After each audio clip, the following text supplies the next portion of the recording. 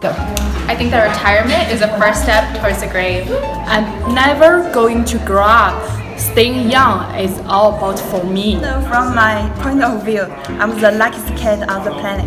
The major civilizing force in the world is not religion, it is sex. I'm actually a very moral guy. If you let society or your peers define who you are, then you're less for it. Someone once asked, what's your best pickup line? I said, my best pickup line is, hi, my name is...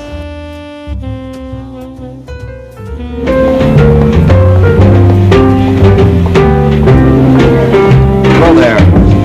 Glad you could join us this evening. I'm Hugh Hefner, editor-publisher of Playboy magazine, and your host. Hey everybody, where are we? Well, we are at my home, the Playboy Mansion.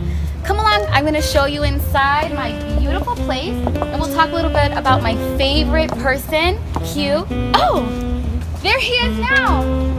But just let me say, surrounding myself with beautiful women keep me young.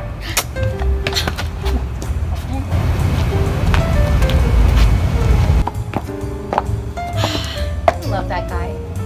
I wonder what makes him so successful, such a successful salesman. Hugh Hefner, also known as Hef, transformed the adult entertainment industry with his groundbreaking publication, Dun Dun Dun, Playboy. Stemming from his teenage years, Hugh Hefner has always been a leader. He started out by becoming the president of student council and then founded a school newspaper. This was the first sign of his journalistic talents. In 1950, Hefner had a copywriting job at Esquire. When he was denied a $5 raise, #yikes, Hefner quit the magazine. Eager to start his own magazine, Hefner got 45 investors and raised $8,000, which included his mom and brother. #family first always. Hefner planned to originally call the magazine Star Party, but since there was already Star Magazine, he was forced to change the name to something that a colleague of his suggested, which was Playboy. #we see you, Hugh.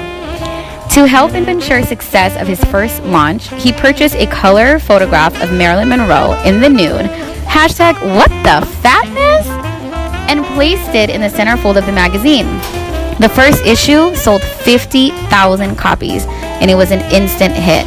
In the 1950s, America was trying to dig themselves out of the 30 years of war and depression, and Playboy was the first perfect way to switch the focus.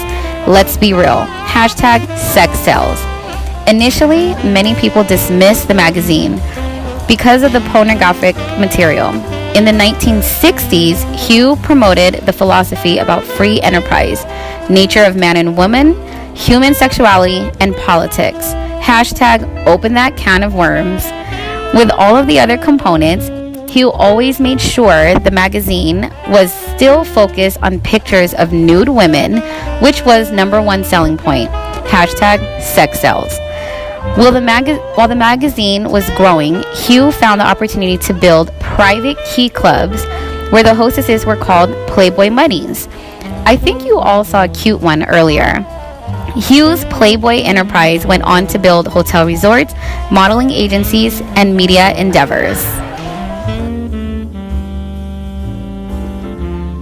Hugh Hefner. Love him or hate him, the fact that you know his name and his brand is proof of just how effective he was as a salesman. But exactly what traits characterized him as Gladwell's concept of a salesman? How was he able to turn an idea into a social epidemic? Who would have ever imagined that a bunny could be sexy? Easter Bunny, watch out. Hefner's background played a considerable role in shaping his life. As he put it, my parents were prohibitionists. They didn't drink, they didn't smoke or swear. I suppose they must have had sex a couple of times because my brother Keith and I are here, but that's about it. Hefner could have quietly accepted society's and his family's rigid values despite disagreeing with them. However, something about his personality would not let him sit passively by while feeling internally conflicted. It was personal characteristics such as these that contributed to Hefner's overall effectiveness as a salesman. Salesmen are keen observers and understand the environments in which they operate on an almost anthropological level. Hefner was living in the post-war American Midwest, where he sensed that underneath the semblance of pre-war normalcy, the war had profoundly affected many Americans, especially young men. Hefner was not the only one feeling a sense of unrest. The war had disrupted people's notion of the status quo. Humans are social creatures possessing an innate need for interaction and expression. Hefner's unhappiness with the invisible straitjacket of his environment, which so intensely inhibited self-expression, served as the catalyst for his eventual public revolt. Playboy was a response to my own Puritan upbringing. There were personal motivations associated with the start of the magazine. I was in an unhappy marriage and I was afraid I was going to turn into my parents. #SayWhat? Hefner's love of writing and cartooning from a young age and the publishing experience he gained by working at Esquire magazine as a young adult equipped him with the skills to establish the vehicle for his voice, Playboy magazine. For the first time in my life, I felt free. It was like a mission, to publish a magazine that would thumb its nose at all the restrictions that had bound me. One of the qualities that effective salesmen possess is an undaunted spirit. Salesmen's strong desire to convince others of a worthwhile product or idea instills them with a sense of fearlessness that allows them to forge ahead despite uncertainties. If Hefner had been paralyzed by fear or doubt, Playboy would not exist. In addition to confidence, salesmen are able to summon and direct their energy toward tipping others to accept their message. Whereas most people would give up after countless obstacles and failures, salesmen like Hefner are relentless workaholics. They are internally motivated by the thrill of the sale. Few people utilize the power of emotional contagiousness better than salesmen.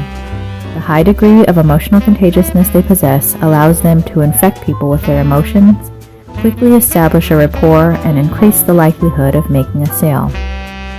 In some respects, salesmen are selling themselves with each sales pitch. At times, regardless of the product or idea that is being pitched, the buyer agrees simply because he or she likes the salesman. Perhaps there is no better example of this than Hefner's own experience while seeking investors for his venture. My mother took me aside and said that she had some money of her own, and that she would give me $1,000. She didn't believe in the magazine, but she believed in her son. #believing is achieving. Hefner was astutely aware that for newcomer Playboy to even compete in crowded newsstands, it would have to accomplish two things: grab attention and keep attention. He was a master of stickiness and knew full well that sex sells. In a prospectus letter to investors, Hefner wrote, "Sex is surefire. #whoa there." Hefner certainly was not the first person to publish a magazine that featured photos of nude women. He recognized that the success of Playboy depended on his ability to present his avant-garde ideas and images in a polished and palatable mainstream package. That said, part of Playboy's appeal was that it would often push the envelope in terms of presentation and subject matter. Hefner often highlighted art, music, and topics that were not mainstream. Playboy often capitalized on current events and hot-button topics, acting as a forum for provocative articles and serious interviews. Playboy was geared toward its target market, middle-class white men in cities and rural areas who might have echoed similarly negative sentiments about society's conservatism. Hefner felt that the Playboy philosophy deserved its place in the mainstream, and subscribing to the magazine was a safe way for men, married or single, to connect with the lifestyle and be part of a larger ongoing dialogue. #Hugh looking out for the boys. To be effective as Playboy's spokesman, Hefner would have to embody the brand and model the lifestyle, smoking jacket and all. I changed myself in high school when I was rejected by a girl I was crazy about, and then I obviously used the magazine to recreate myself in the persona of the publication. To broaden his reach and make Playboy even more sticky, Hefner cleverly ventured into television and nightclubs. Television modeled the desirable Playboy lifestyle, replete with sophisticated clothes, music, drinks, racial integration, and of course, beautiful women. By allowing people to adopt Playboy into their daily lives and social circles, Hefner was creating an army of brand ambassadors. Before people knew it, attitudes had changed, and the Playboy brand and philosophy had infiltrated mainstream culture. The prevailing values in the country now are libertarian, which was essentially what the Playboy philosophy was. It's laissez-faire, anti-censorship, consumerist, hedonistic, freedom of speech. Hugh Hefner was a salesman of the libertarian ideal. Tipping point in medicine is a critical point where an outbreak will either become an epidemic or vanish. Malcolm Gladwell's tipping point describes how social epidemics have similar tipping points. In essence, it develops small changes to make big difference. Salesmen are persuaders. They are charming, likable, and subtle. You don't know why you agree, you just do. Hashtag magic touch. You have been influenced in some tangible way, and you act on it because you have been persuaded. Some leadership theory in tipping point is the stickiness factors. This involves how effective an idea or product stays in the mind of the potential viewer or consumer. For Hugh Hefner, as a salesman, he used his love of movie images and pin-up women to develop a general interest magazine for young men. The combination of sports, cartoons, music, and of course, nude photos of women are used in his magazine to entice an American audience that are trapped in middle-class conformity. The other leadership theory is the power of context. Human behavior is sensitive and strongly influenced by its present environment and situational pressure. This means that certain situations can be powerful enough that they overrule an inherent predisposition. For Hugh Hefner, he saw a disconnect about how sex is associated with sinfulness and scandal, where in fact it's a natural part of human existence. Hashtag think outside the box. He broke the status quo, and when he introduced in 1953 the first issue of Playboy with a young Marilyn Monroe as a playmate centerfold, and for the first time, it was a magazine that introduces conservative America to sexual freedom and slowly breaking the norms of society. Hashtag you knew what he was talking about. And consumers bought his magazines, and the rest, as you may know, is history, where Hefner established a billion-dollar enterprise. Our team will give hashtag 3 recommendations for Playboy Company. The first one is expanding the core business. Expanding the core business includes diversifying the magazine business, components, and sales strategy in regards to how to access the magazine domestically and internationally. To diversify the scope of the business, Playboy can increase the company's sales channel. If people want to buy magazines, they can only go to a bookstore or supermarket to buy them. It is not convenient for everyone. Hashtag we get it. The second one is selling the classical style magazines, which both raised to Playboy to begin with. The company can sell their classic style of the product on magazines in each quarter or half the year to allow people to buy this style as an option. Secondly, a partnership with famous brand. We may have heard from Playboy Company cooperation with many different brands, but most of brands are very small and unknown. Playboy Company should partner with more brands like Louis Vuitton, Hermes, and so on. Finally, we all know a lot of online websites provide free book or adult video let people to watch. It would be nice of Playboy to offer specials or deals to attract more clients. 花花公子应该持续在全球市场推广自己品牌的风格与主旨，尤其是在像中国这样的新兴经济体，与美国战后阶段类似，渴望消费的中产阶级数量增长，将为花花公子提供生产独特产品和体验的机会。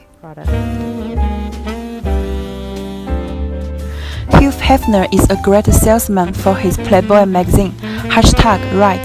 He took advantage of using his magazine background to jumpstart his career. He was not only creative but also brave. When people want to be a successful salesman, brainstorming is not enough.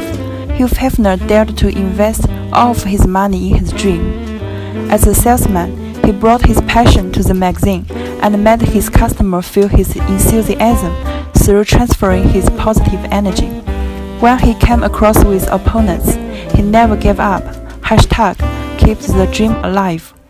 He became Playboy's best spokesperson and a #sexicon.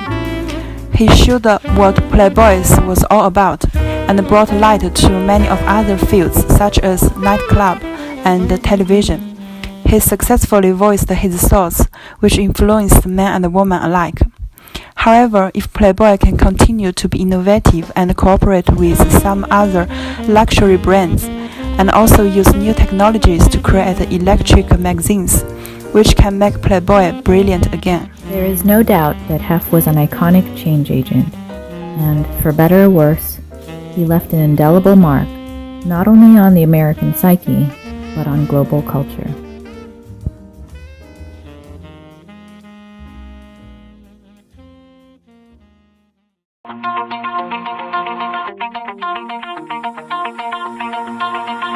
Pull my heart out of my chest, train my mind so I forget. Sink your teeth into my bones, dig me out, then fill the hole. Tear me apart and watch it burn. Tear me apart.